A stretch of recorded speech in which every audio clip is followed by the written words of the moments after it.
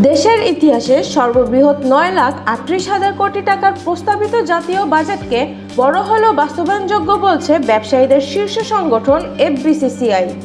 সংগঠনটির মতে বর্তমান বৈশ্বিক অর্থনৈতিক ও ভূরাজনৈতিক বাস্তবতায় $1 ট্রিলিয়ন অর্থনীতির লক্ষ্য সামনে রেখে এমন বড় বাজেট অযৌক্তিক নয়।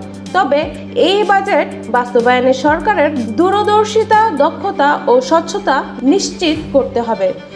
এফবিসিসিআই বলছে বাজেটে বিনিয়োগ, উৎপাদন ও কর্মসংস্থানে জোর দেওয়া হয়েছে, যা ইতিবাচক দিক।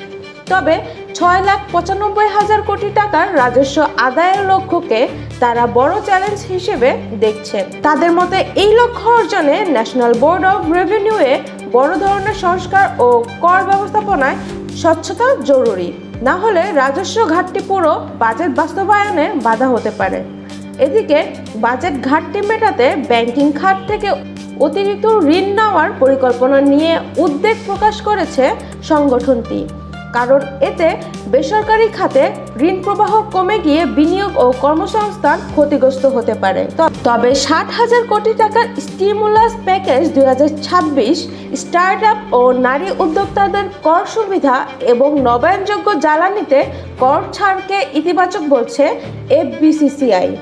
একই সঙ্গে সাধারণ মানুষের করমুক্ত আয়সীমা বাড়ানো এবং সর্বোচ্চ কর হার 35 থেকে 25% নামিয়ে আনার দাবি জানিয়েছে সংগঠনটি। Habiba Sultana, the daily news Bangla.